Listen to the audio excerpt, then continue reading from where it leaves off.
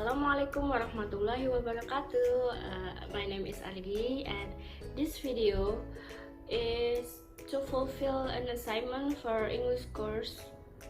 Okay, for English course with Mr. Asep as the lecturer. This is my first time making a video like this, so I'm sorry if I make a lot of mistake, and yeah, hope you enjoyed it. And now I want to make a book review and my reading list for this quarantine time, and me fangirling over some writer. Sorry about that, just forget that part. Okay, let's get to the book review. This is my review for one of Dazai's book, The Setting Sun. The translation I read was from 1956 by Donald Kane. The introduction by the translator is pretty dated, but the actual text of the novel reads beautifully. I can't be sure how faithful it is, but the writing was gorgeous and direct. I'm not sure if there are other translations out there, but I was very pleased with this one. But first, I'm not Japanese nor an expert in Japanese culture, literature, or history, so I'm not really in any place to discuss this book with any nuance. Instead, consider this a review for people who have never heard of him or this novel, because at the very least, more people should be reading his works. Well, it is set in modern Japan after World War II. The book revolves around a family which struggles to cope up with crises of daily life after the war, as most of the Japanese families struggled up during this stretch when the society was in transition from traditional to a modern one. The Setting Sun is one of such story about a family consists of three main characters named Kazuko, the protagonist, her mother, and her brother, Naoji, through whom the author brings up a number of social and philosophical problems of that time period. It's through the sad eyes of Kazuko that Dazai takes the reader through a tragic yet beautiful. Of course, felt she and her mother are no longer can afford to live in her Tokyo house and must move to a small house in the country. Over time, Kazuko comes to embrace aspects of her poverty. Well, I use that loosely because they still live a much nicer existence than most people would have at the time.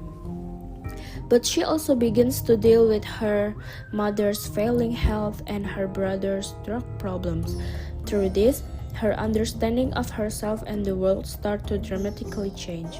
Kazuko is a challenging and not altogether likable figure. She is clearly one of the aristocracy. She can be selfish and self-centered. She also makes interesting and complex decisions that seem both a grab at normalcy and also completely desperate. She is strange, overly dramatic, dark, but also strong and self-assured. Complex doesn't begin to do her justice. I think we are meant to understand her but not necessarily agree with or like her. This was a hard book for me to review and took me a long time to figure it out how to write it. And this book made a strange feeling develop within me, the melancholy feeling of nostalgia for a life that I had never lived. A constant theme throughout this piece is the presence of snakes, a creature with a significant amount of duality within Japanese culture. The serpent is both good and evil, representing death and life, and much as it represented growth and fertility. Snakes are present in nearly all accounts of death or illness throughout the pages of this book, including dreams, gardens, or right beside a person as they pass. Well, Dazai's work contains a large amount of poetic symbolism in a rather general sense and should be paid close attention to fully grasp the meaning of his writing, in my opinion, of course.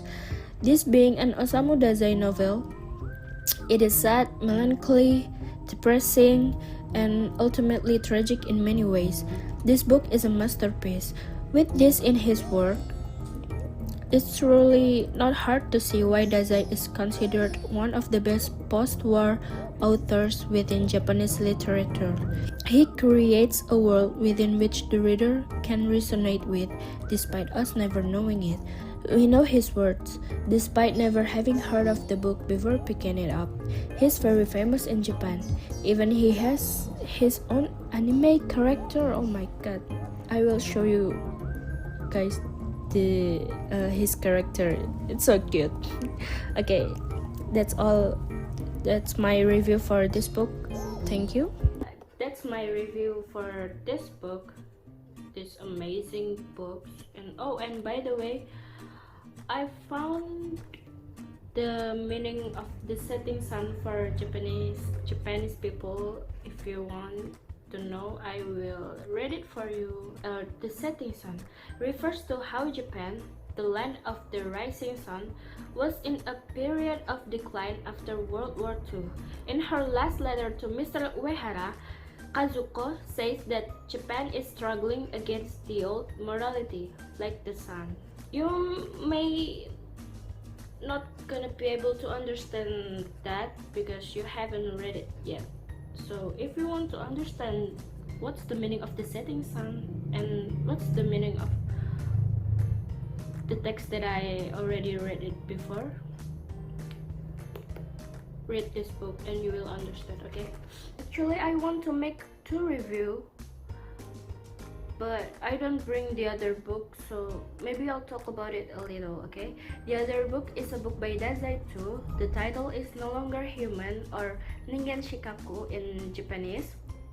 It's the first Dazai's book that I've read. Here's the picture of the book if you guys wondering. I have the exact same copy like that. His book is beautiful and really depressing. Like, well, it's Dazai style. I mean, he committed 4 suicides in his entire life, and the last one is succeed in 1948. Yes, in 1948, he's thrown himself in a river with his girlfriend Tomie. Yes, that's what I read in Wikipedia. I'm sorry. And then both of his books were incredible, of course, and rightfully. And the main character of Dazai is No Longer Human is one of my literary crush, by the way. I know people have their literary crush, not just me. Okay, his name is Obayozo. And what I love from him is his struggle against the abyss between himself and the society, which ended in total failure. He's a failure, but poor him. I'm so sad. I'm so sorry for him. And oh, and for your information, this book already has been adapted into a film. Well, there's a lot of version of it, but the first film that I watched was the 2010. Yeah. This the poster. If you guys wondering what it looks like, and this adaptation is my favorite. Okay, there's no other. My favorite one, because this adaptation is really look like what I imagine when I read the book. Just this perfect, and the character in this film is really on point, and the actor for Obayozo is Ikutatoma. As you can see, Ikutatoma, he's a Japanese actor and one of my favorite actor. I'm sorry. And then I have a little advice for you guys who want to watch this film, is to read the book first for a better experience. and for and you can get the feeling more. I mean, read the book first and then watch the film. That's perfect combination. And oh, if you guys want to watch the film, I will give you the link below in the description below. Okay, just search it. It's free, and oh, but it's English subtitle. If in Indonesian subtitle, I don't know where, because I like to watch film in English title, Japanese film in English subtitle, because it's more makes sense for me. Okay, it's enough for the book review for the Dazai thing. For me, fangirling over Dazai, I'm sorry, because I love Dazai so much. But let's set that aside and move on. Okay, let's move on into my reading list. These are the books that I haven't read yet, but I'm very interested in them. Oh, and I already have the book, by the way. It's all in here. This is so messy. I can show you guys. The first book is this book. The title is The Picture of Dorian Gray. This book, I already read this book for almost a half of it. Like, this is the bookmark where I last read it. This book is so amazing, even though I haven't finished it yet, but I can see why this book is so famous in classical literature world. This book is by Oscar Wilde, and there's nothing I can say much about this book because I will not review this book. Well, maybe if you guys want me to review it next time, maybe. And this book is about all the sins of mankind ever commit. Even the devil himself didn't have the courage to commit it. I mean, this book is very bad itself, but it's beautiful. This book is full of sins. This book is immoral if you take the negative, but all you have to do after read this book is to take only the positive, okay? To take only the positive and throw away the negative. Everybody is different. Every person is different for interpreting this book. So be wise, guys. But I really recommend that you guys read this if you're interested in classical literature. And then to the next book, everyone. This I have novel by Natsume Soseki. Natsume Soseki, he is a Japanese writer, of course, and the title of this novel is Bochan.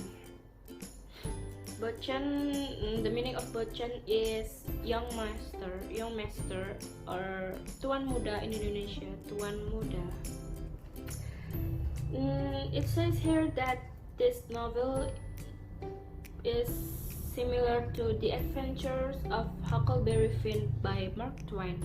I already read the Adventure of Huckleberry Finn by Mark Twain, and I love it. So, well, that's why I'm interested in this book, maybe because it has similarity. And then the next book is this book, written by Robert Louis Stevenson. The title is Dr. Jekyll and Mr. Hyde. Oh, The Strange Case of Dr. Jekyll and Mr. Hyde. I don't know if I pronounce it right. I'm sorry if it's wrong. This book is very famous for a fan of a classical literature, like me maybe. But Actually, I want this book for a long time ago, but it's so hard to find, and I was only able to get it recently, so I haven't read it yet, but I can wait to read it. And then next book is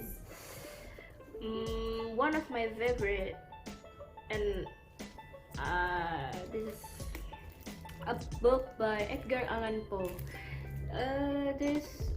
Who doesn't know Edgar Allan Poe? Okay, he's amazing. Okay, I'm sorry, I'm fangirling over him. This is a collection of short stories by Edgar Allan Poe. You know, the selected tales. I mean, this is selected. I mean, this is the best of the best. Honestly, it's hard to get the English version because even though I found one, but it's very expensive. But lucky me, I got it from a guy who willing to sell it with a cheap price to me. I'm so happy. Thank you, whoever you are. And I can't wait to read this book. I mean, Edgar Allan Poe is my favorite writer. Yeah, you can say that. My favorite writer, Edgar Allan Poe. Okay. And then the next book is this. This is a compilation. This is a collection of short stories too by Alexander Solzhenitsyn. I'm sorry if I pronounce it wrong. I mean, he's a Russian. His name is so hard for me. I don't know much about this man, this guy here, Alexander. It says here that he write these stories in a jail when World War II. Okay, Russia. Okay, I'm just interested in the Gulag story. okay, I'm sorry. I don't know much about this writer or this book, so I'm really excited to read it. And then we have what we have here. Oh, you know William Shakespeare? Who doesn't know him? I mean, Romeo and Juliet, everyone know him. And this is two other stories by him, Hamlet and Macbeth. I don't know how to pronounce it. I'm sorry. This two book is amazing. I already read it, but I'm not gonna spill it to you guys. I'm not gonna give you a spoiler. Just read it by yourself, okay? And then I don't know. I have so much book that I haven't read yet, but that's my reading list that I want to read as soon as possible after Lebaran. What's the English of Lebaran? I don't know. Idul Fitr. And oh yeah, I will give you some recommendation of writer like Edgar Allan Poe. You have to read his work. And Fyodor Dostoyesky, he's a Russian too. I'm sorry if I pronounce his name wrong. And then Dazai, you have to read his book. I mean, I want to read his other book.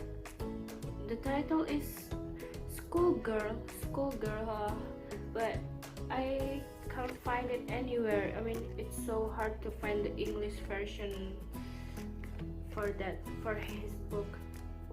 Oh, by the way, for you guys who doesn't want to read the book in English, there's an Indonesian translation. The title is Gagal Menjadi Manusia. This is the cover of the book. You can buy this if you want it to be Indonesian, but I like the English translation better because I don't know, it's just I get the feeling more. I'm sorry, I can explain it with words. I'm sorry. Oh, I'm saying sorry too much in this video. I'm sorry. And then, oh wow, this video getting so much longer. Oh, this is gonna be pain when I edited this.